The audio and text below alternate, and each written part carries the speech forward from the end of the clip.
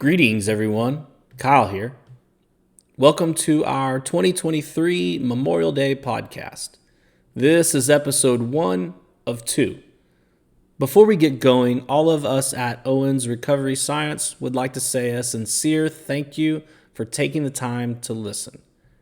Our goal with these annual installments is twofold. One, we want to raise awareness and knowledge of Memorial Day. It's estimated that only 28% of the U.S. population know what Memorial Day is about. Not long ago, admittedly, I was in the camp of those that do not know.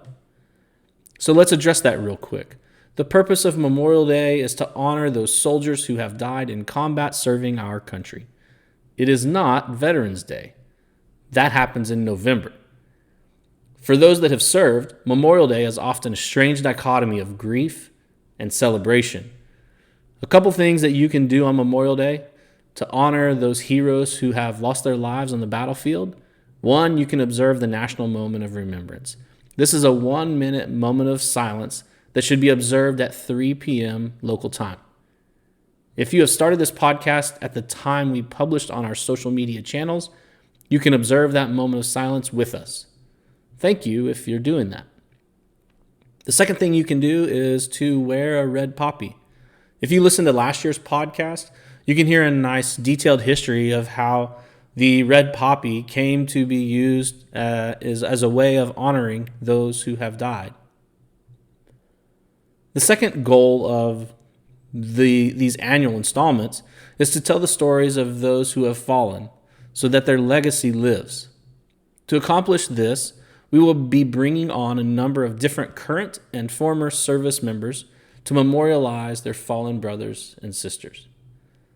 The wounds of battle extend far beyond the battlefield, and we want this yearly installment to be a means of sharing with the purpose of healing. Additionally, we extend an open invitation to our listeners. If you have a family member, friend, colleague whose stories should be told, please reach out to us. The easiest way to do that is to send an email to the email address info@owensrecoveryscience.com. In this podcast, Johnny talks with retired Major General Daniel Walrath.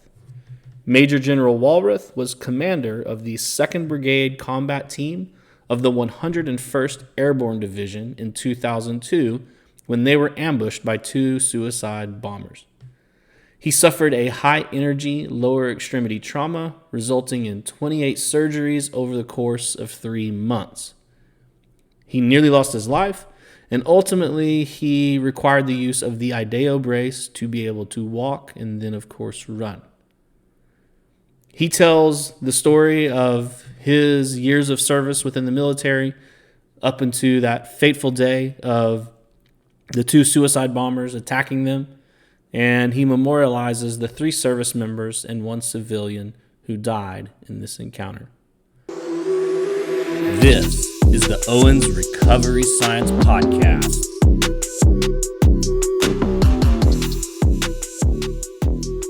All right, welcome back to another Owens Recovery Science podcast. This is our very special podcast that we are planning to do every year.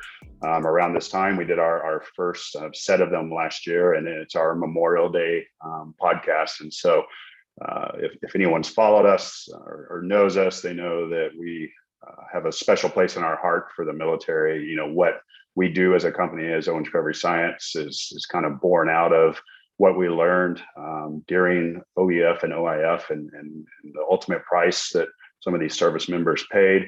Not only the ultimate price of no longer being with us, but also just going through what it takes to recover from some of these devastating injuries. And so we really want to honor those that gave the ultimate price on the battlefield. And the ultimate price continues because we're still losing some of these service members to this day. One of our former patients at the Center for the Intrepid just unfortunately took his life several weeks ago, and this is a too common an occurrence one of Zach Dunkel's. If you listen to our podcast, you know Zach was also a Marine that served multiple tours. One of his buddies just took his life as well. So this isn't just Memorial Day for those that died on the battlefield, because the battlefield continues for a lot of these individuals. So without further ado, though, I'm very excited to have this distinguished gentleman on here, not only because he's my coffee drinking buddy and good friend. He's also a former patient. And I've said this before, Dan, I hope it doesn't embarrass you, but I said, if you looked up the definition of an Army soldier in the dictionary, they should probably have you there, not only with your stoic kind of chin, but also just, what you've accomplished and the way you've approached being a service member. And so I have today the distinguished honor of having Major General Dan Walrath, recently retired. By recently, just very recently retired. Congratulations. And so just going into your bio here, again, I do these bios with our guests all the time, and it always makes me feel like, dang, what have I accomplished in this life here? So this bio is almost too much to do. So I'm going to hit the highlights. But, General Walrath, he went to the United States Military Academy in 1988 and came out of West Point and became infantry lieutenant, second lieutenant. And Dan, I want you to go into how that was maybe not your first choice of going into the military, and your hearing might have messed up some of the other stuff, but I think luckily for the military, your calling was really being in the infantry. And he served for 33 years in airborne, air assault, mechanized and special operation units, including 10 years as an Army Ranger, commanded at pretty much every level, from the platoon level to the theater. When he ended his career down here, luckily for us, beginning to hang out again back in San Antonio as the commander of Army South, so U.S. Southern Command, and came down here again as a Major General. He spent a ton of time deployed, over 6 years deployed, and multiple of those are in combat operations, including 4 deployments in Iraq from 1991 to 2008, and 5 deployments in Afghanistan from 2002 to 2019. So not only did he sacrifice, obviously his family really sacrificed with that many deployments. And then unfortunately, on that 4th deployment in Afghanistan in 2012, there was just a terrible attack that occurred with himself and multiple others from a suicide bomber attack. And he had a real crippling high energy, lower extremity trauma, limb salvage to his lower left leg, as well as other injuries. And that's kind of where our paths eventually crossed once he was stabilized and worked his way back from Afghanistan all the way to Walter Reed and then down to the Center for the Intrepid. And then this amazing story where not only did we, maybe he was not going to keep his leg, and then maybe, he won't ever, really be able to be on in military career to, I'm going to continue and deploy and do pretty much get back to this amazing high level and retire with command down here. I'm also going to put out his family is amazing. I got to know his wife and now his children. And one son's going to be a future Army astronaut, and the other one's going to be an actress, and the other one's going to be a mathematician and just got into Stanford. So whenever my kids are being bratty, I use your kids as examples. They need to step their game up. And he's about to move to the beautiful Pensacola, Florida, and have a house on the beach and enjoy the good life. So, Dan, welcome to the podcast. Hey, Johnny, thanks for that. Thanks for the introduction and all the kind words. And I'm certainly a product of a team effort. And thanks for your efforts to continue to remember the sacrifices of so many with this podcast. So thanks very much for having me. It's great to be here. And it's awesome to have you. So let's jump right into this. So, all right, basically, what were you, like 17, 18 when you are going to roll into the military academy back in 1988? What drove you to choose this career path? And then obviously you took it 33 years. So just kind of lead us into that. So it was actually well before I was 17. I was in the 4th grade. I don't know how old that would have made me, but in the 4th grade, I remember my teacher, a lady named Mrs. Curtis, had did one of these things where she went around the room asking everyone to speak or to write about what they wanted to be when they grew up. And I remember at the time, I said I wanted to go to the Naval Academy and I wanted to be a naval aviator. And really where that came from, I don't know, but I remember that from that point forward, that was kind of what I was focused on doing was joining the military, and specifically in the Navy. And, my dad, I grew up in a Navy family.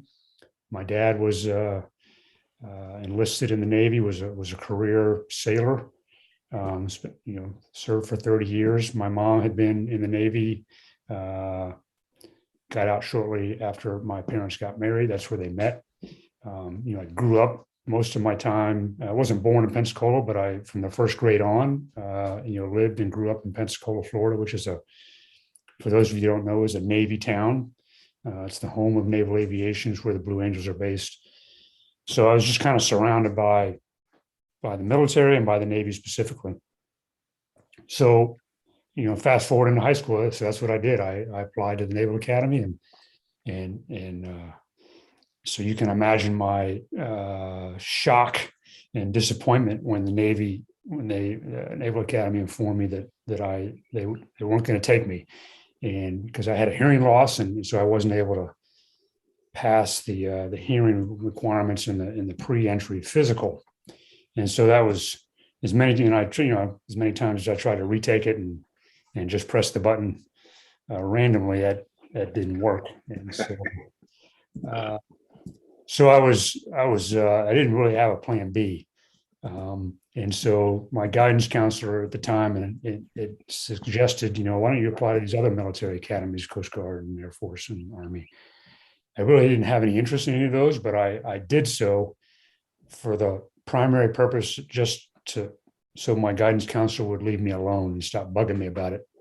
And but to her credit, and many thanks to her for being persistent, the military academy came back and said, maybe it was a slow recruiting year, I don't know, but they were willing to give me a waiver. They have the same hearing requirements as the Navy, but for whatever reason, they were willing to give me a waiver and said, hey, we'd like you to join the class of 1988. So that's what happened. And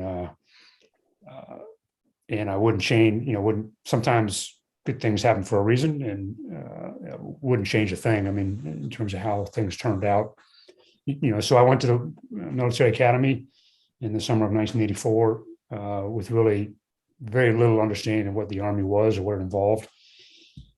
And I got there and said, oh, there's this, Army aviation. Army has an aviation branch. I can fly helicopters. So I said, well, if I can't be a naval aviator, I'm going to be an Army aviator. Until I find out it's the exact same hearing test that I couldn't pass still. And so another little blow to the ego, or to my life plan.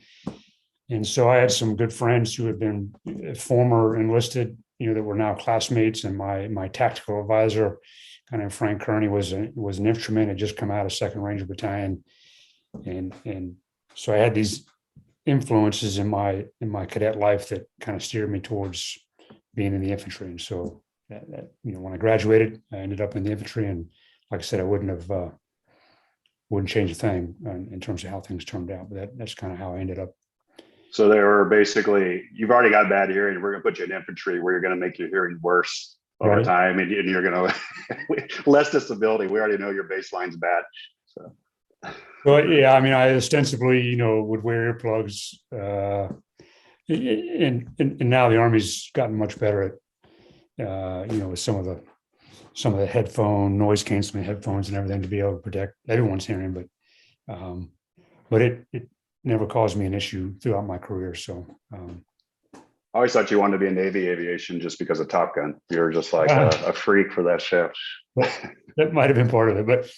But my son, as you highlighted there, my son is now in the Army, and he branched aviation, so he'll be flying helicopters, and I'll be able to live, I guess, my aviation career vicariously through him. So awesome, man. So your deployment, you started in Desert Storm, I guess. It didn't start, but you were there when we were first in Iraq in the early 90s. I'm correct on that, right? Right. And really, a couple of years before that, I mean, back when wars were short, I was involved in the Panama invasion as well, and then Desert Storm. Correct. And then, but then it became a different ball game, if you will, post 9/11, because it was, you deploy and then you deploy again and then you deploy again. And then, okay, maybe this time you go to Afghanistan and then next time it's to Iraq. And, it became not a continuous thing, but it was a repeating cycle, if you will, after 9/11. So, and I guess a higher level of engagement over there. When we were really during the surge, and we were having quite a bit of service members come back injured. We had a soldier that was over there during Desert Storm and was a limb salvage, and what he was describing to the guys that he was seeing compared to what they were seeing, it just seemed like a completely different kind of war that we were moving into.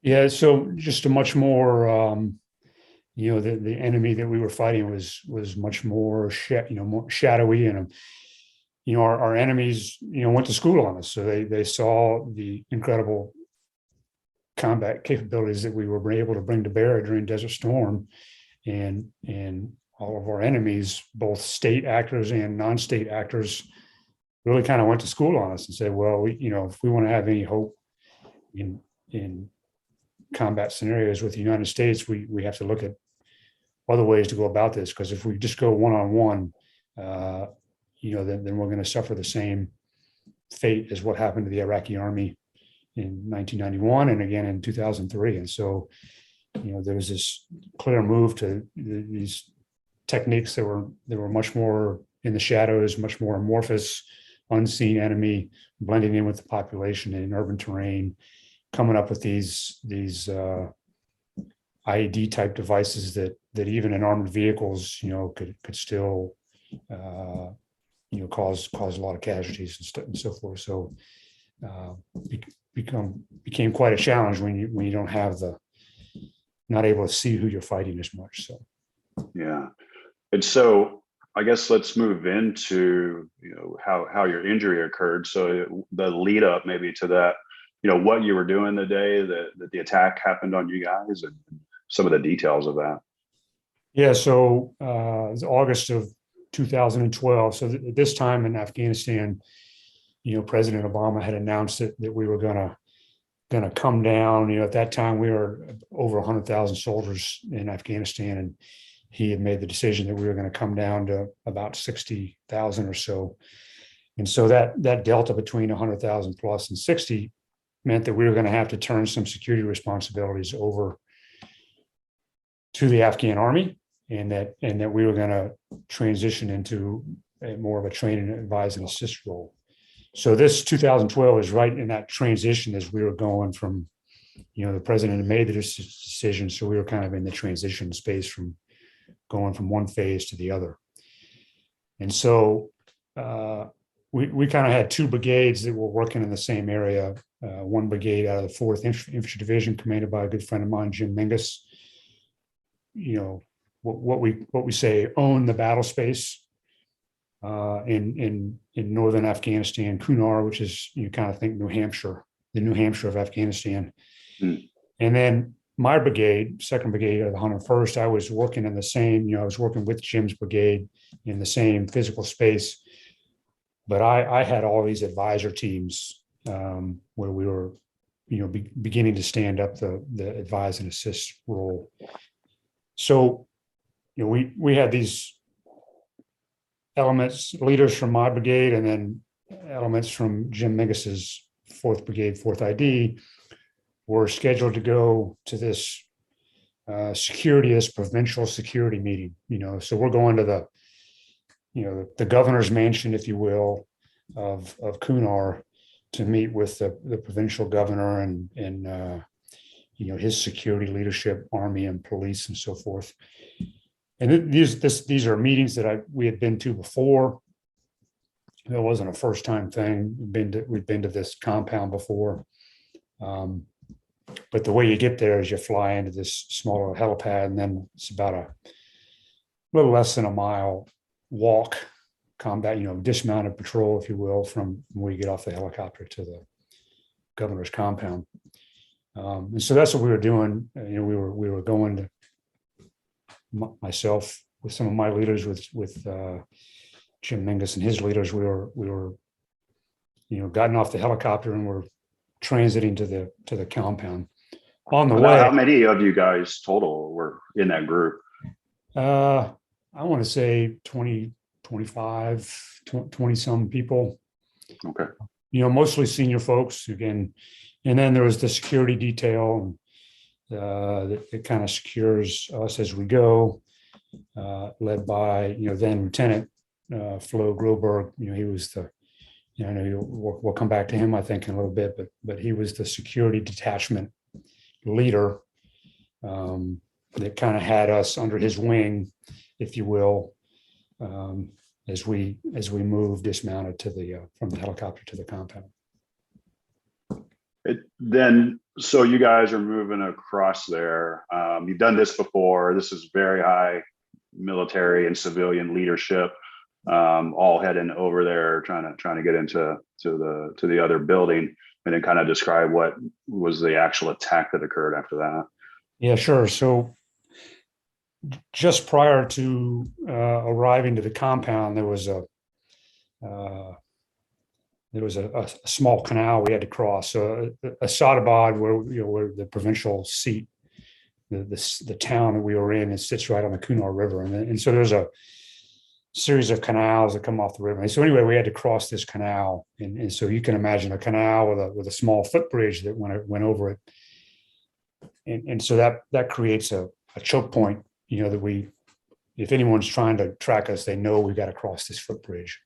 And so right on the near side of that footbridge was a small little, for lack of a better term, almost like an outhouse or a toll booth type structure. It wasn't a full building or a house, but just think of a little toll booth sitting on the near side of that footbridge. Unbeknownst to us, there were two, on this particular day, there were two insurgents who had put on explosive vests with ball bearings, and they were hiding behind this little toll booth structure, waiting for us, knowing that we'd have to cross this footbridge, and they were just remained hidden until, as we approached the footbridge and began to cross, and the first of the two of them stepped out, and within a matter of a few steps was right amongst our patrol, and then he detonated himself, and in so doing,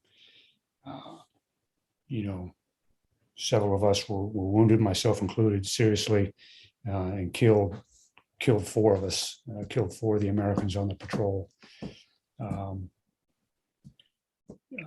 Fortunately,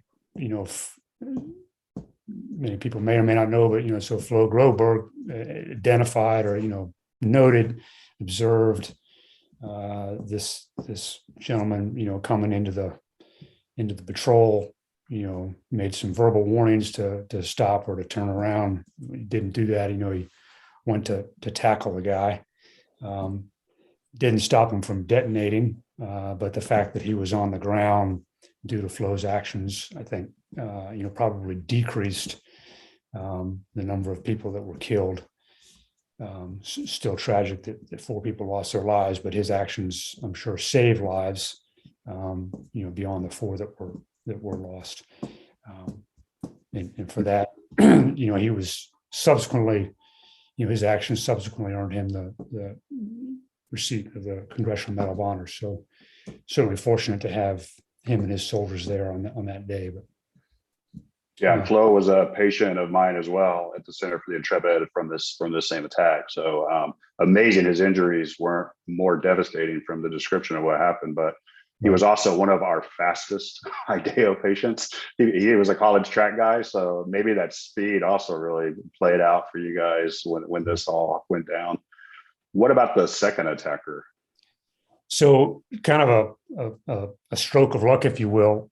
The second attacker, to the best of our, and I learned a lot of this after the fact, and from some of the post-blast analysis that was done. But it appears that the second attacker had remained hidden behind this toll booth structure with the intent of waiting for a response element to come. And then when the response element came, we think his intent would have then been to have stepped out and detonated, targeting the responding element. The stroke of good luck is that it appears that the detonation, when the first attacker detonated, that his, the shock wave from his detonation sympathetically detonated the explosive vest from the second guy. So he detonated, while he was still hidden behind the structure. So, more than likely that structure, when he detonated, the structure probably caught most of his fragmentation and probably had minimal to no effect on the rest of us, thankfully. Man, thankfully. So there's, I talked to so many of the service members when they would get to the Center for the Intrepid, and a lot of times they would like to share their story of what happened, and it was always interesting to me, especially with this blast injuries. Some of them were like, I don't remember anything. Even I forgot what the lead up was to. Boy, it was the most lucid I've ever been in my life. I remember everything. I tried to move. I was, I just didn't even want to, look at my injury, anything like that. Do you remember seeing the attacker come, and then kind of what were the next pieces after that? Because obviously you had severe injury.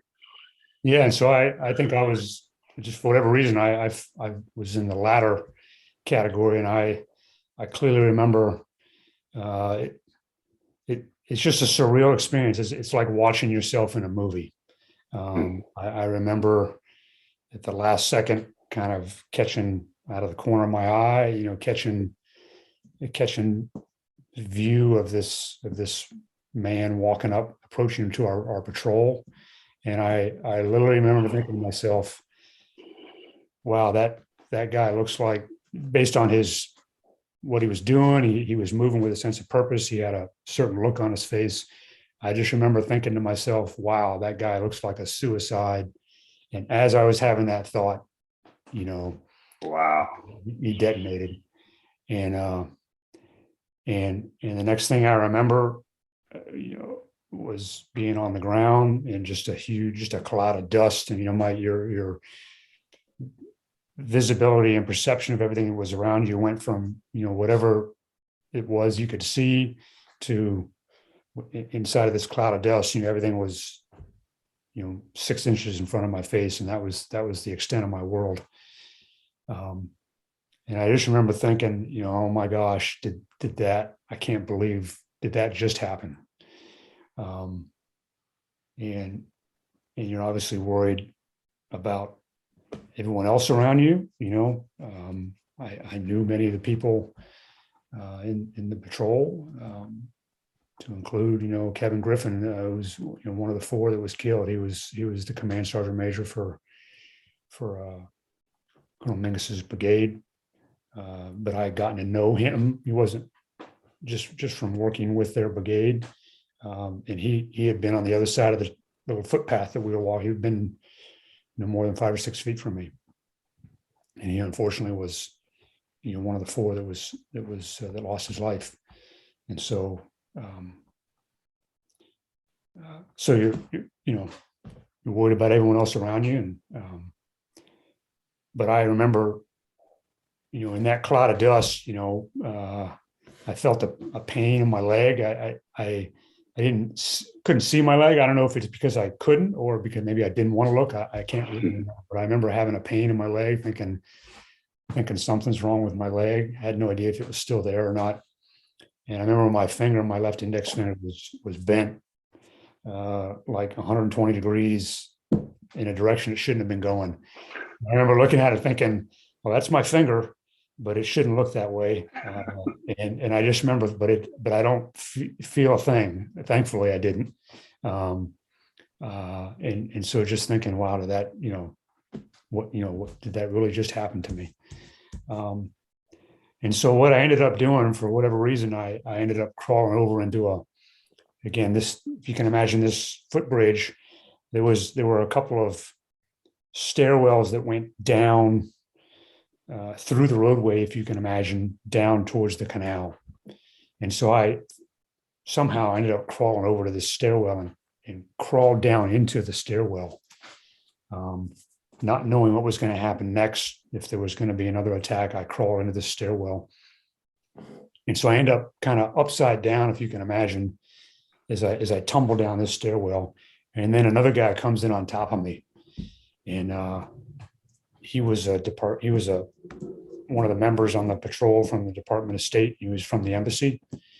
And it's kind of one of those kind of weird combat moments of humor. We kind of introduce ourselves to each other, and we ask if we're, each other's okay, and say, hey, I think I got something's matter with my leg. I need to put a tourniquet. I need you to help me put a tourniquet on.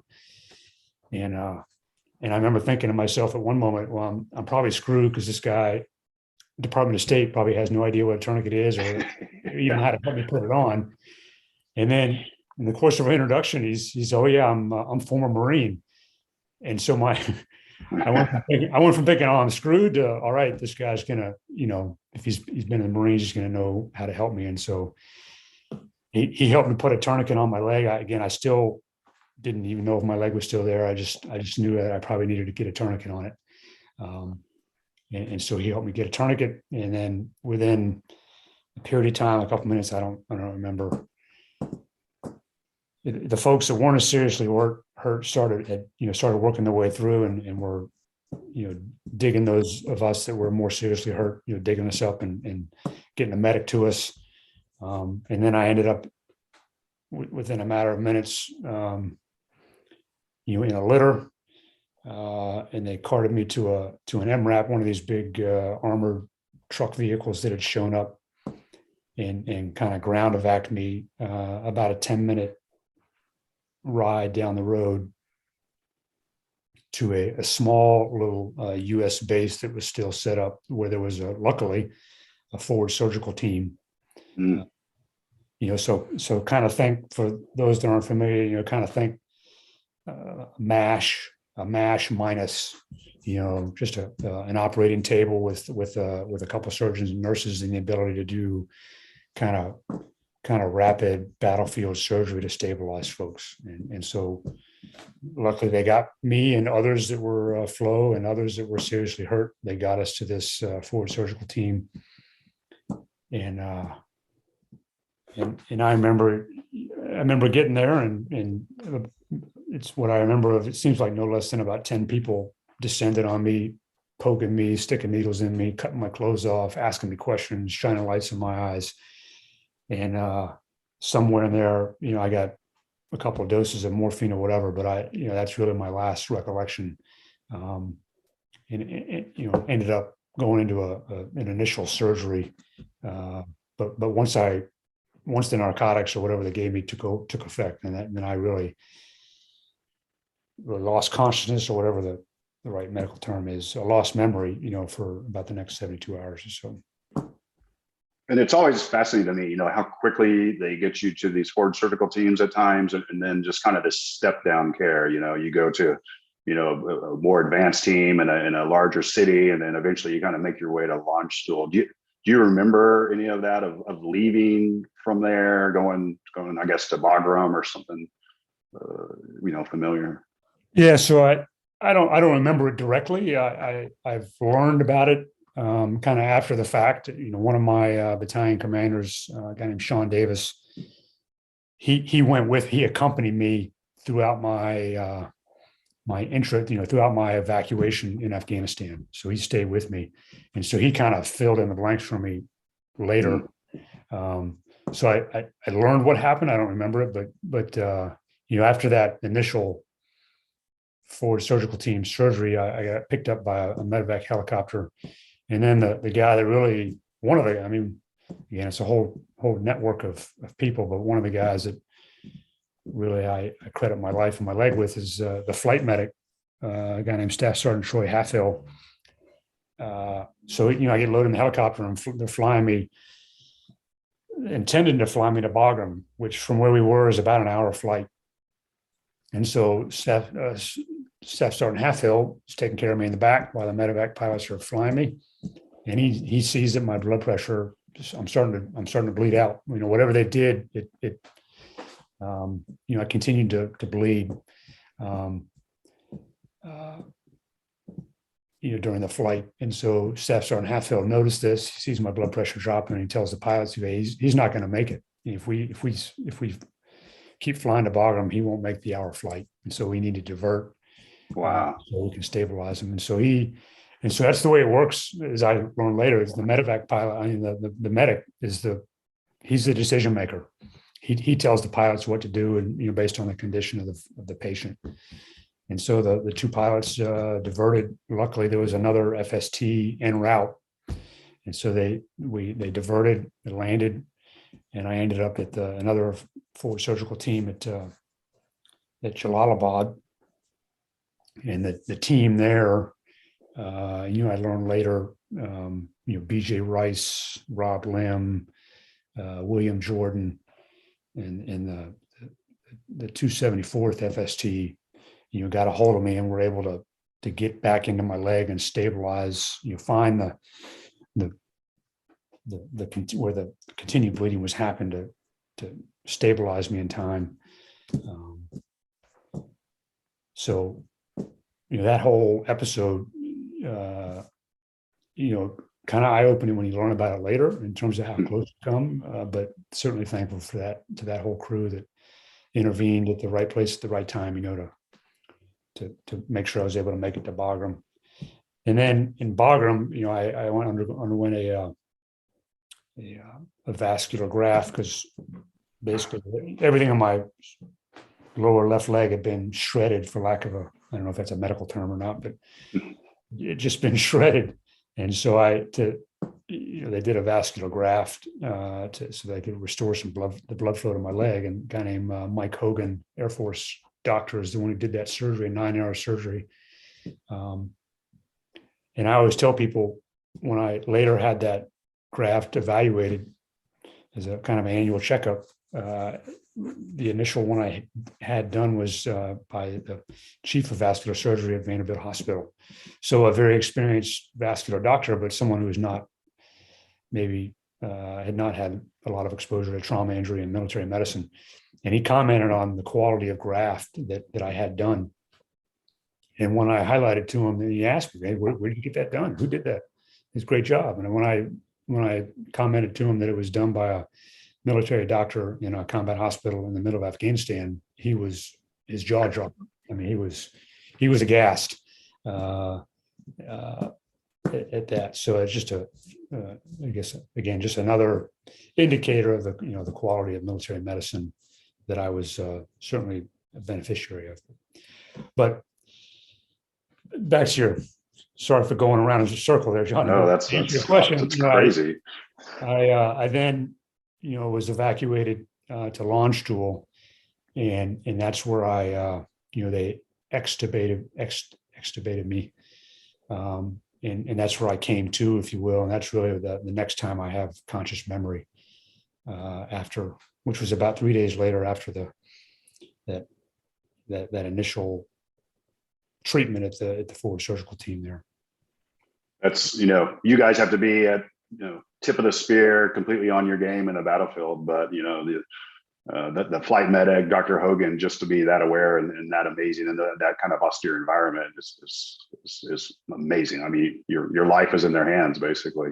Yeah. Landstuhl is where the majority of our service members, it's kind of the last step down, and then you start to make this decision, where are they going to go back into the States for the continued long haul process. So how long were you over at Landstuhl? So it was a pretty short period of time. I want to say it was a day and a half, so maybe 48 hours. I had one or two procedures there to kind of where they were trying to continue to stabilize my leg, but I was fortunately I didn't have any other major wounds elsewhere, and so as soon as I was stable enough, then they I got on another plane, a medical evacuation plane, and they flew me to Andrews and then to Walter Reed. So within about 4.5 days, maybe a little less from the initial attack, I was in Walter Reed. And I think this is an amazing piece. I know from when we talked, your wife in those 4.5 days somehow made it over to Landstuhl in Germany to be there with you. So that shows the grit that she has. But I'm sure that was a huge relief on your side, just having her there. Yeah, absolutely. And it was not necessarily the standard protocol, but at that, my Christine was. She was not necessarily guided by what the standard protocol was, right? She was intent to be there, and she went through. She had some organizations that kind of came to help her with arrangements. I mean, she literally had to get a passport, within about a 24-hour period. We had a good friend who happened to work for the Secretary of the Army at the time in the Pentagon that helped her do that. But she ended up on a plane and ended up in Landstuhl. And the great thing about that was when I came to, as I mentioned, that's where I regained consciousness. When I regained consciousness, she was at my side, holding my hand. Wow. A pretty incredible relief for me. So again, it wasn't a standard protocol, but the fact that she was there was pretty amazing for me. So, and then a lot of times when we would get the service members from Landstuhl, in Landstuhl they started to understand their injury and maybe the extent of it, but not the details and what the future might hold, especially with these limbs. Am I going to keep it or is it going to be gone? In Landstuhl, I guess you start to understand what kind of injury you had. A little bit. And you were there a short amount of time, I guess, compared to most. A little bit, but to your point, I will. I mean, there were this will kind of come back to be relevant a little bit later. But there were doctors already that really they were talking to Christine because she was. I don't know that I was awake. I don't know that I was necessarily coherent. But there were doctors that would, in their discussion with Christine, would say, "Hey, it's okay. Prosthetics are so advanced nowadays that even without a leg, if he loses his leg, he still has a good chance of kind of maintaining a high level of function." So my point to that is that there was already kind of a little bit of a bias that, hey, it's going to do okay as an amputee. And so that was, again, that was a little bit of a, what do you mean? Yeah. What do you mean? I still got my leg, and but a little bit of that bias, it was, came through, again, at least in some of the doctor's discussions with my wife. So, but beyond that, it was just a big question mark as to what and how long. And it was a bad saying we had, as if they're physically attached to their limb and still mentally attached, please don't amputate it till they get to us. Right. We can make more lucid decisions here.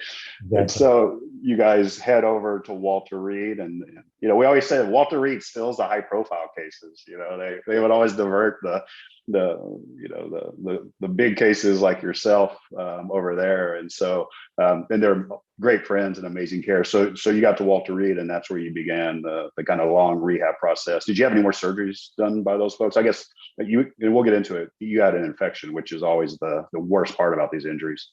Yeah, so exactly that. I got to Walter Reed, was in the kind of intensive care ward for I want to say 4 or 5 days, and then eventually got moved into the kind of a regular ward room.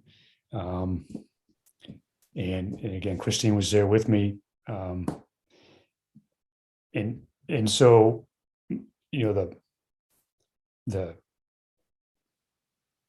the pattern, if you will, that kind of fell into was about every second or third day I was going in for another surgery, fasciotomy, and so and that cycle, just became, it was pretty brutal. I mean, the anticipation of a surgery, going into a surgery, and then coming out of it, and the pain post-op, and then right about the time you start to kind of get beyond all of that, then they're coming in and saying, okay, we're going to repeat and recycle the same cycle starting tomorrow morning, and it just kind of mentally becomes a challenge to deal with. But that was what I was going through for the first couple of weeks. Was it seemed like every third or fourth day another surgery. But that was the challenge I was dealing with, that you kind of touched on. Was it what became my biggest long-term challenge was the infection. And so fortunately, on one hand, I didn't have any major orthopedic damage, so I didn't have to undergo a reconstruction of my bones. I mean, I lost about a 4-inch section of my fibula. Yeah, thank you. Yeah, Which, yeah. I guess apparently you don't really need it that much. Yeah, you don't need it. It's like the tonsils. We can throw a lot of that away. But beyond that, I didn't have to undergo reconstruction with rods and plates and screws. Thankfully, all of my damage was soft tissue.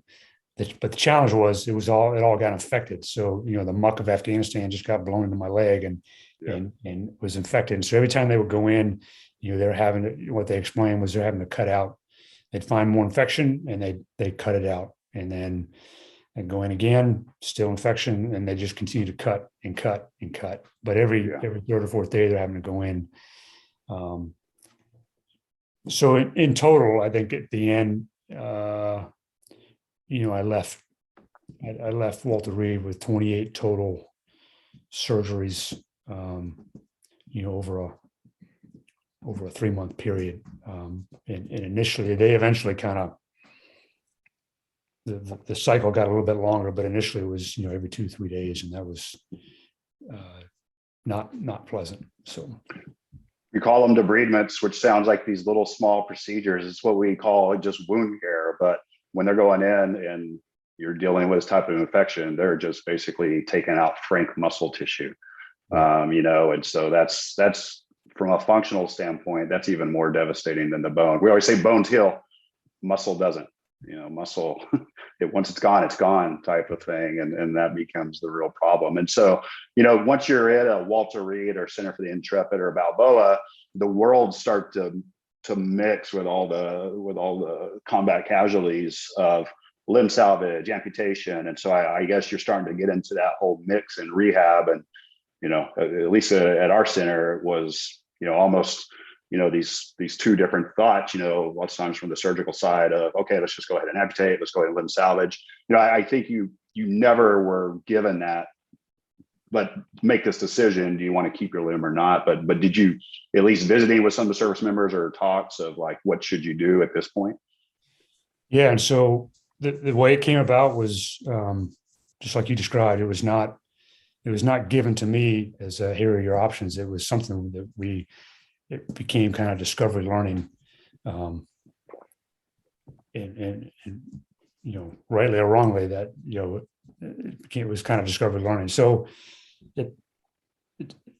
after being at Walter Reed for about a month and a half, a little over a month, there was a point. I got there mid-August, mid to late September.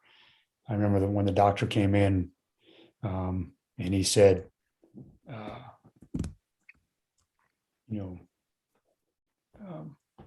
well, I remember at some point telling my lead doctor, a guy named Dr. Anderson, who was the head of the orthopedic section there.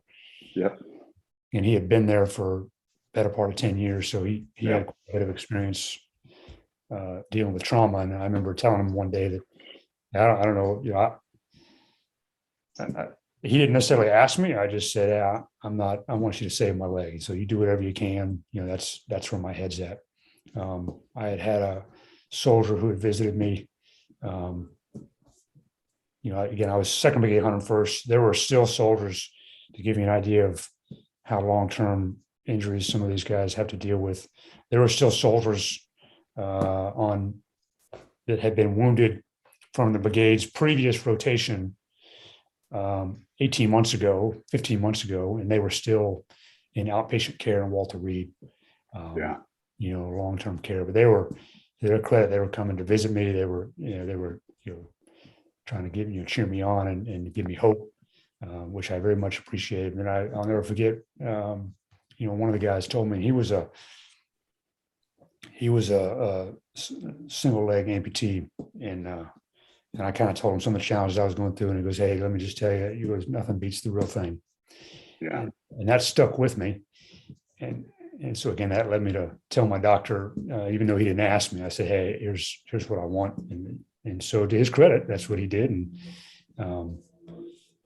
I remember it wasn't until late September where one day he came in after one of these post-op, every other post-op had been, we found more infection. We're going to have to go in and cut more out. Finally, one day he came in, he goes, "Hey, I think you're clear of infection. And so I think your leg will be viable." And so that was certainly a relief and welcome news. But then he said, "But I don't know how you're going to walk." And I go, "What do you mean?" And he goes, "Well, during the course of all these debridements, as you described, every time they were cutting out flesh, by the time they finally got to the point where there was no more infection, they had literally cut away all of my muscle and cut away all of the nerve tissue in my, below my knee. So there was nothing left to function, including sensation." So no sensation, no movement, no muscular control. Nothing works below the knee, if you will, to include feeling. So again, there was the welcome good news of your legs. You're going to be able to keep your leg, but we don't know how you're going to walk. So that was the big unknown, and then again, it was, as you well know, at that time, not to give away the answer to the test here, but the IDEO device was relatively new at the time, but Christine and I learned about it through just kind of happenstance and coincidence.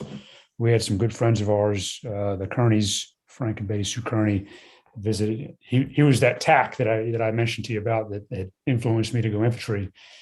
When I was a cadet. Now, fast forward 20-some years, he was a retired lieutenant general, and he and his wife visited me, and they knew a guy. You may remember Ryan Keogh. Oh yeah. That had been injured in a motorcycle accident and had gone down to Center for the Intrepid and gotten one of these new devices that was helping him walk. And that's all they knew about it. And so they mentioned that when I kind of relayed my situation. The doctor says he doesn't know how I'm going to walk. They say, "Hey, a friend of our son is in this situation, and he got this device from Center for the Intrepid. Maybe it's for you. Maybe that could be a help to you." Not knowing much more than that. And so that was just a seed that was planted. And then, completely unrelated, I had another visit by my division commander, Jim McConville at the time, now Chief of Staff of the Army. And he brought along another 101st soldier, a guy named Sergeant Rodrigo Santos. And he was a amputee on one leg. I want to say, I can't remember which one. He was an amputee on one leg and had an IDEO on the other. And so again, we just kind of heard about this anecdotally from some friends, and then a couple of weeks later, in walks Sergeant Santos, who actually has one of these devices. And so it was those two happenings that kind of planted the seed in my mind and Christine's mind that, hey, maybe this IDEO device could be the answer to the question of, how am I going to get on with life? And so that, that kind of planted the seed, if you will, for that. And then, if I fast forward to, once I was thankfully released from Walter Reed and back to Fort Campbell, then, the guy I knew, Brian Jovag, was the physical therapist at the Blanchfield, the Army hospital at Fort Campbell, where I went back home to. he kind of took over my care and was the one who started getting my leg moving and getting me kind of limping around. But he didn't know anything about the IDEO. But when I told him, to his credit, when I told him about it, say, hey, I heard about this device, blah, blah, blah, from some friends and colleagues in the hospital. I met a Sergeant Santos who had one. I think that might be the answer to my question here. And again, to Brian's credit, he didn't know anything about the IDEO, but he didn't let that stop him. And so he was the one that reached out, Yeah, he contacted me. Yeah. And Ryan. Yeah. And so he's the one who got me down to then see you and Ryan and then go into then start the Center for the Intrepid phase of my recovery. So crazy. Yeah, this flag back there, that's Ryan Keogh. When he redeployed after his injury with an IDEO with the Rangers, and he carried the flag on his first mission and brought it back and gave it to me. So awesome. Still a great friend to this day. It's weird how these connections, I did know Jovag when he was up at First Group as well, and he spent some time at the CFI, but I think that was pre-IDEO stuff. So then you come down to sunny San Antonio from Walter Reed with the mission to get the IDEO. And so I guess I'll just put out what the IDEO is. It's an Intrepid Dynamic Exoskeletal Orthosis. That's the longest name you should never have on a device. So my partner in crime, Ryan Blanc. So Ryan Blanc was the prosthetist there, just probably one of the most brilliant prosthetists I think there is in the country. And the guy just was on a mission, just worked like crazy. We were going to meet with some of the command at our hospital, and the device was doing well, and they were looking at maybe patenting the device. And they said, you guys need to come up with a name. And that was as we're walking over there. So we just started throwing these things around and came up with that name. And so we said the IDEO. And then there's actually this big company in California called IDEO. It's like a marketing firm. And so they're like, well, you can't even use that name or whatever. So anyways, they shouldn't have let us knuckleheads try and come up with a name, because I had some really bad names, but those all got shot out of the water. So the IDEO basically is a exoskeleton. We like to call it that. It's not truly a brace that acts like a prosthetic. And so we had become very frustrated with injuries like yours that they say it's viable, but good luck walking. And oh, by the way, if you want to run, no way. And oh, by the way, if you want to redeploy, that's not going to happen. And that takes away a lot of who you are as a person, and just not being able to run and do what you want to do takes away who you are as a human. And so this device was to help service members do that, because we were seeing a lot of folks like yourself who would come back and say, this is terrible, just go ahead and let's amputate. And it was typically about, a year to 2 years out from that injury. Everything, was healed, and, these folks would come back and amputate, and that just drove us nuts. So we came up with this device, and I was in charge of trying to teach people how to use it. And so I always tell Ryan, my job's harder. You just make it. I got to try and break it. So you want to kind of go in, and I love hearing patient experiences. And we didn't get a lot of 06, combat injuries coming in, getting this device. And so, one thing I think we always try to pride ourselves on is, just from the private all the way up to tier one, special forces guy, we wanted to treat everyone. Once you're in our program, you were in the program, and everyone did this exact same thing. So can you kind of go into your experience of coming down to the Center for the Intrepid and going through all of that? And don't go into my bad stuff, just really good. Yeah. It was awesome. I mean, I'll just kind of, foot stomp what you just described. I mean, to your point of, and that's what I tell everyone today is that, I refer to you and Ryan as, genius incarnate, but coming up with this device to give folks like me and others that are in my situation and, another option. Incredibly thankful for that. And because it goes back to that, that bias I highlighted that was already kind of working its way out that I or my wife encountered with some of the doctor comments, as early as launch stool. hey, you're going to still have a great life as an amputee. That was kind of maybe not biased, but that was the default solution, right? And I'm not denigrating those doctors. I mean, that was what they knew. But that's what we were kind of swimming against, if you will. And again, to Dr. Jovac's credit, he didn't have that bias. And when he heard about this, and even though he was unknown to him, he facilitated us getting down. So it was awesome coming down. I came down initially, I want to say in February, so I was wounded in August. Was in Walter Reed for 3 months, so I got back to Fort Campbell, mid-November, and then by February of the following year, 2013, I came down for an initial fitting or casting. Mm-hmm. Met Ryan, initial casting, went back home while the device was made, and then came back, I want to say a month or a month and a half later in March, early April for the training program. Run. And, right. So then I got the device, and it was, it was just an awesome day, when you get the device and you're able to, even though it was very, I wasn't at full capacity, or if you will, the first time I put it on. But I could certainly see the potential that, okay, this is going to work.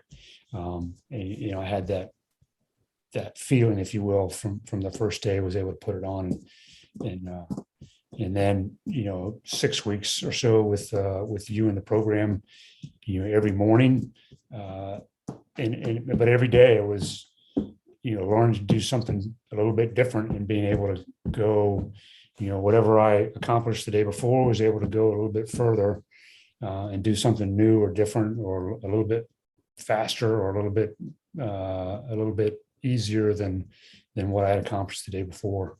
But it was really, I had to learn how to walk again, learn how to use the device, and credit to you and to Joe and the rest of the team for getting me and others through that. My favorite, was Big Joe. Yeah, Big Joe. And so part of it was being able to, seeing a path to, okay, I can continue to be active, and hopefully, as we've talked before, one of my motivating, certainly I wanted, just in terms of a human being and a husband and a father, I wanted to be able to be active, with my family, but I also wanted to be able to, wasn't ready to get out of the Army yet. And so that was one of my, I had a motivating purpose to kind of keep me focused, which I was very thankful for. And so knowing that if I wanted to, going back to your first question, I've been in the Army since I was 17, and something I wanted to do since I was in 4th grade. I wasn't ready to get out yet. To me, that would be, wasn't ready for that insurgent who had the explosive vest. I wasn't ready for him to make the decision on when I was going to have to get out of the Army. I wanted to be the one that made the decision, do it on my timeline, and get out when I was ready. And I wasn't ready yet. And so that became, one of my motivating purposes, if you will, during my recovery, was, if I'm going to stay in the Army, I want to do so in a manner that I can still, especially as an infantryman, that I can still do physically all the physical requirements that are expected of a soldier, that are expected of an infantryman. Even as a colonel, I didn't want to have to be given a waiver. I wanted to be able to still meet the same standards. So in my mind, I'm like, well, okay, if I want to continue to serve, then in order to do that, I'm going to have to be able to still meet these physical standards. And if I want to meet these physical standards, then I'm going to have to pay attention to Ryan Blank and Johnny Owens and Joe and everything else. All these other smart people are telling me. I'm going to have to pay attention to what they're telling me and follow through with it, to be able to, meet this goal. And so that, helped focus me. Again, I was fortunate that I had that opportunity. I recognized that some people, their wounds were just so grievous that they didn't have that opportunity, and so that that purpose, if you will, was taken away from them. Again, I was just very fortunate that I still had that opportunity that was available to me, and I seized on it as kind of one of my driving forces. Yeah. I think when that window of opportunity opens up and you're like, I'm going to be able to maybe keep doing what I've chose to do as a career, and people seize on that. It's amazing, the spirit and just the drive. And you were one of our hardest workers, and kind of a high profile thing we just did with Alex Smith. He wasn't sure if he was ever going to get back on the field, and then he saw that once he got the Center for Intrepid and got into the program and threw a football, all of a sudden he was like you, this like, you're already motivated, but all of a sudden it's like, how much can I deadlift today type of thing. And, oh, what do you mean we're only doing, 450 sprint repeats? We need to be doing more of that. And so that's what I love too. And you were, and so many others, to understand our program, once you got in the IDEO, it was a lot of work for Ryan to make that thing. And it's expensive, it's a military thing, but a lot goes into it, manpower hours and product. And then you got to really give us 4 to 6 weeks. And, the newbies like you start out like baby deers, learning to walk that first week. And then by that 4th to 6th week, it's just, we love our veteran return to run people who are showing the new guys coming in, okay, you can get to this point, but it's so much work. And Johnny and Joe are going to be jerks, but yeah, it's work to get there. Well, so I remember one thing you told me, that,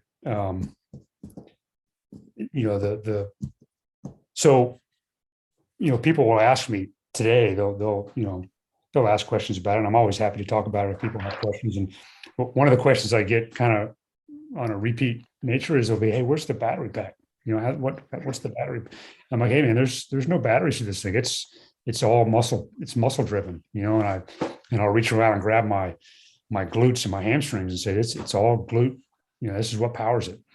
And so, and I remember when I was there, you had told me that I probably came down a little prematurely. That one of my challenges when I was there during the initial program was that I still hadn't given myself enough time to rebuild all the muscle that had atrophied from my left leg. I mean, my left leg was unrecognizable. It was almost 50% smaller, yeah, from a pure mass standpoint, than my right leg. And so you had kind of counseled me that I was probably there, and that because I was there before I had allowed fully regain some of the strength of my leg, that it was going to cause me challenges in being able to get the most out of the device. But so you were probably right. I was eager to get, wasn't going to wait, but I took that to heart in that, from that point forward, I've been, to develop and maintain my muscular strength in my lower legs. It has been a, continuing passion for me or focus. Because the other thing you told me is that muscle, I won't tell you my age, but you can guess, you told me, muscle gain, and once you get past 50 becomes much harder. So I had that going against me as well. And now I'm in my 50s and I'm feeling it too. Yeah.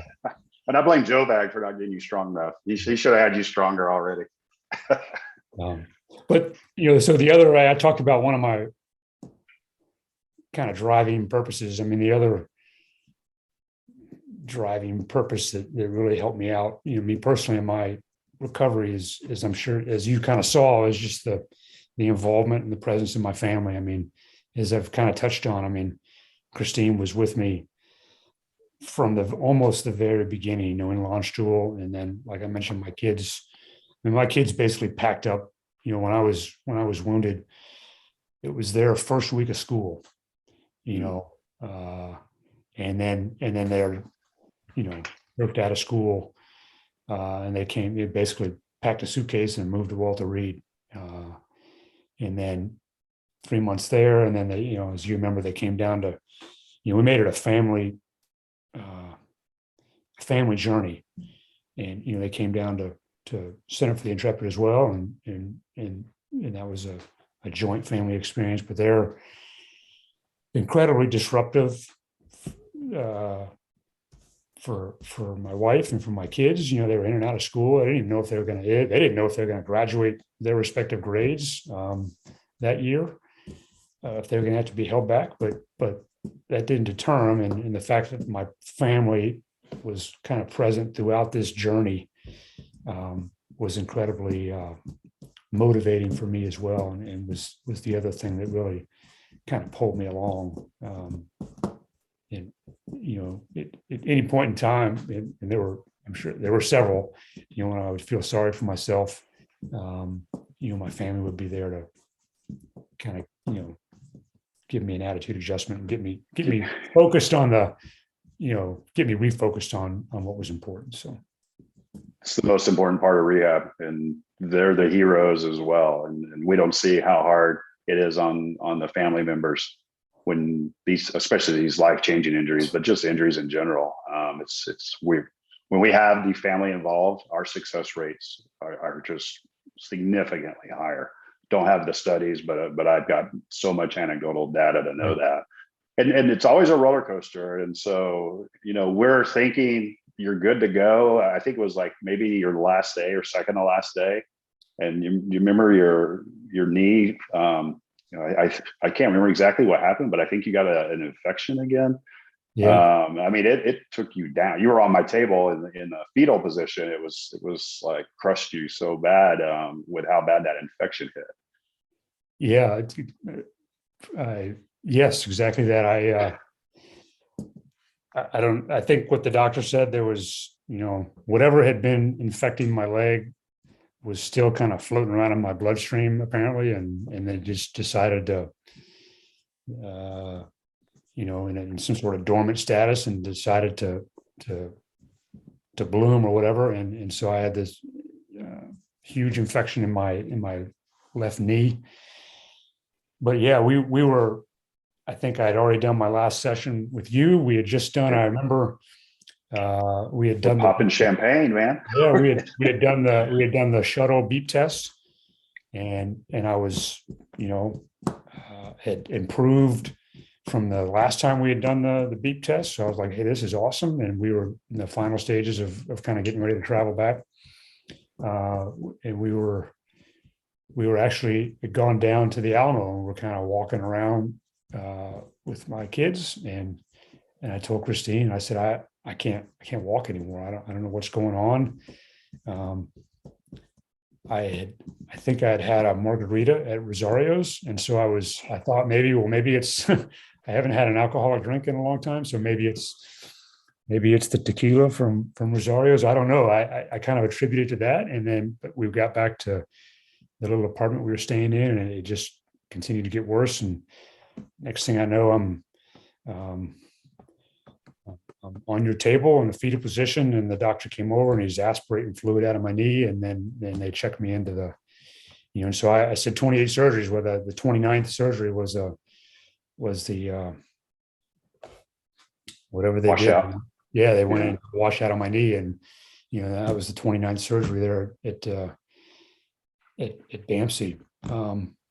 So, and you're right, it was a kick in the gut. So I went from being if you will, a graduate of your Return to Run program, it was running around doing the beep test, to here I am laid up in the hospital, and my range of motion of my knee was almost back to zero. And it just was just a kick in the gut to think that, I'd come so far, and then to get kicked so far back was just really tough. And so when we drove home, Christine and I, we laugh about this today, but they gave me these, I had to be on these pretty strong antibiotics for about a 3-week course. And so they were these little balls that, grenade bombs of antibiotic fluid that Christine was having to so she's driving the car, 16 hours back to Fort Campbell, and every 8 hours of pulling off at a rest stop, having to change out these antibiotic things on my arm with a PICC line on my arm. And but that's where we were. And again, that's what she did for me to get me back. And I back to the family aspect. I mean, you've heard me say before. I mean, I'll tell people that I incurred the physical wounds and the surgeries and the scars of what happened to me. But I tell people it's my family that incur the emotional and mental challenges that my family incurred were to the same degree and same magnitude as the physical wounds that I had to bear. And that's just one example of, one of many examples of what Christine had to go through, and kind of, being a caregiver for me, throughout my journey of recovery. Yeah, it's 100%. And then so we're like, he's great. And then we send you back to Jovag and the guys at Fort Campbell, and you can barely bend your knee. He's like, what did you guys do to him, man? But then I know those guys, kind of continued the care once you stabilize. And I know he was sending me these amazing videos. You were sending me your PRs for your lifts and things like that. And so let's just kind of move in and wrap up into the progression and how the career just kind of finished off here. So he went from, I don't know how you're going to walk again, to, okay, now I'm going to stay on in the military. Yeah. And so throughout this whole ordeal, I had good grace of the Army. It remained in command. And so when I went back, I went back in April, May. So I had a couple more months in command. And then in July, I relinquished command. I was able to kind of get back to, I was on the path back to being able to walk again after my knee kind of recovered. And so one of the highlight events for me was, when I relinquished command, there's a part in the ceremony where the outgoing commander, which was me, you do what's called an inspection of troops, where you basically walk around the formation of the assembled troops with the incoming commander. And it's meant, the tradition of that is, the outgoing commander is verifying through physical visual inspection with the incoming commander that the unit is fit, that you're handing over a unit that is fit and disciplined and ready. And that's kind of the tradition of that walk around the troops. And so as we're getting ready for this ceremony, one of my staff, Sergeant Major, asked me the question that was probably unsaid, but on everyone's mind was, "Hey, sir, do you want to, for the inspection of troops, do you want a Jeep to be able to drive you around?" And I said, "Hell no, Sergeant Major, I'm walking."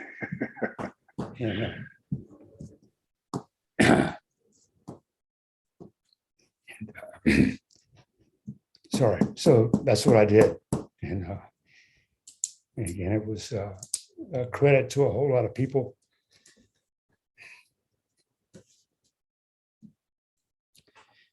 From the State Department guy that, put the tourniquet on my leg, to Sergeant Halfhill,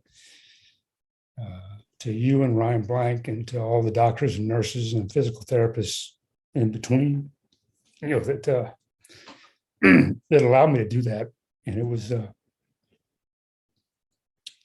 the time when someone asked me, why'd you make a big deal out of that? And I said, well, that was my way of, to me, that was my way of showing, that what those two insurgents did on 8 August 2012, that they did it in vain, and that, they weren't going to be victorious, if you will, over me and my family. And so it was, anyway, that was a key event for me. And amazing.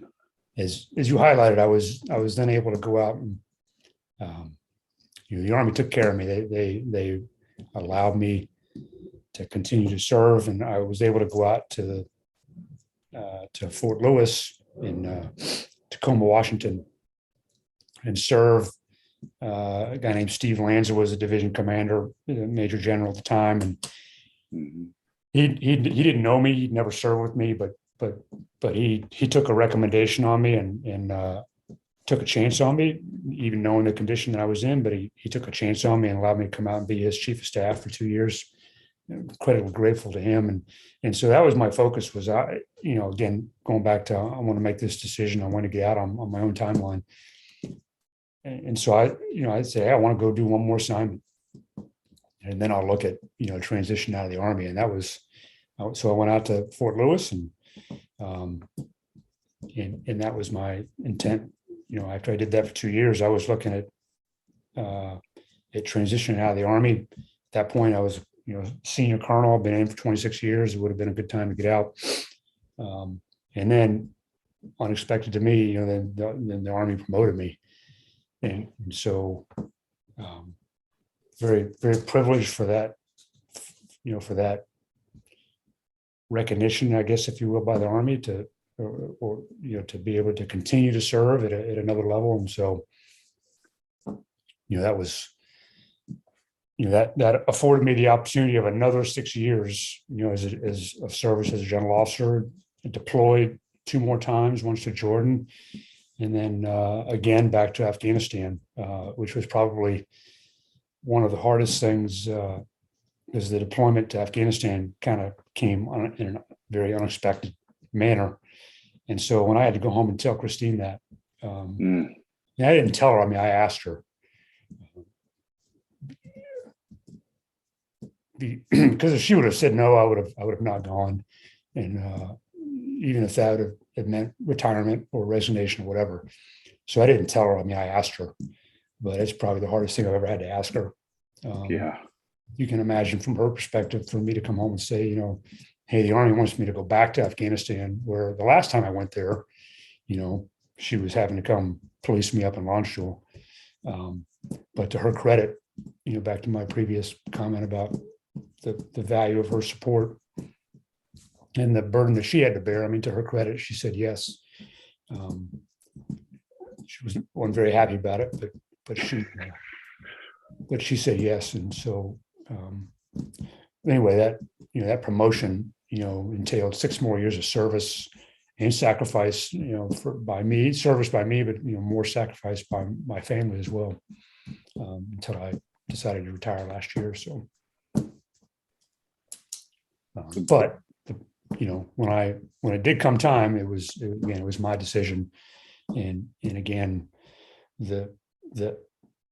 I can't even begin to, the list of names is countless, almost, of people that, again, from the beginning to now, to everything in between, that have been part of my journey and helping me and my family. Is just incalculable in terms of what they have provided to me and my family, and what it's meant to us. So incredibly thankful. Yeah, the story is incredible. And I think, again, even when you were talking about getting that tourniquet on, but starting at the point of flow all the way down to the very end. The amount of people that touched you and the amount of work you and your family put in, our country owes a great favor to everyone involved. And so thank you so much for service, man.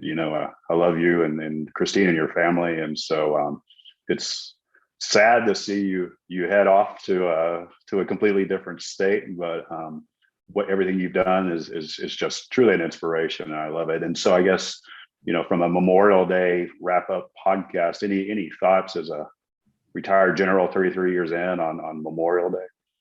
Yeah, thanks very much, Johnny. Thanks, and thanks to you for doing this podcast, in special recognition of Memorial Day. I think that's awesome, to be able to kind of keep the spirit and the idea of Memorial Day alive. So I appreciate what you're doing.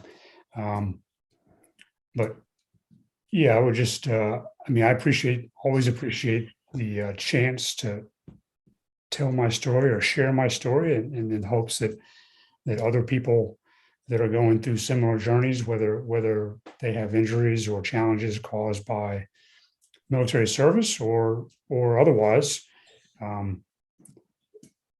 to be able to share my story in the hopes that others may benefit from it in some way, shape, or fashion, in whatever journey they're going through of overcoming a challenge or recovery. But, I never forget or never want to forget. And I always also want to take the chance to remind folks that, my journey started from unfortunately, a tragic incident that resulted in the loss of lives of 4 Americans, 3 soldiers. Command Sergeant Major Kevin Griffin left behind a wife and a daughter. Major Tommy Kennedy left behind a wife and a young family, and some brothers and mother and father. Major Walter David Gray also left behind a wife and young family, daughters, and then a U.S. Army, a U.S. Agency for International Development, a civilian servant who I unfortunately didn't get a chance to know personally, but was on the patrol. Mr. Abdelfattah worked for USAID. Those 4 individuals, lost their lives and had in their families. I always continue to recognize their families, because they live with that loss every single day. Whether it's as I highlighted, a wife or a child or a sibling or a parent. I mean, they live with these losses every single day. So I just want to recognize those 4 individuals as part of this story that we've been able to share today. So again, thank you for the opportunity. And there are many more. I mean, these are 4, but as everyone knows, there are many more. I unfortunately have had in various commands been in various units that have lost many other soldiers as well. But just the chance to be able to highlight the lives and service of these 4 today, I appreciate that opportunity, Johnny. Thank you, Dan, and thank you for your service, and enjoy beautiful Florida. You deserve it. All right. Thanks very much, Johnny. Thanks. Bye. And now, if you would join us in participating in the National Moment of Remembrance.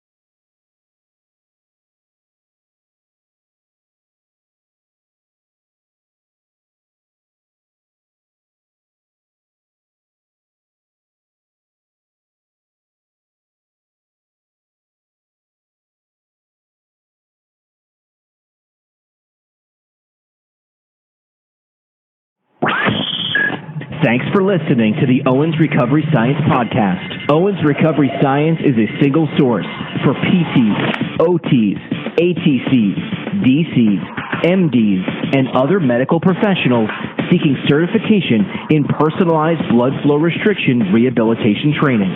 Find them online at owensrecoveryscience.com.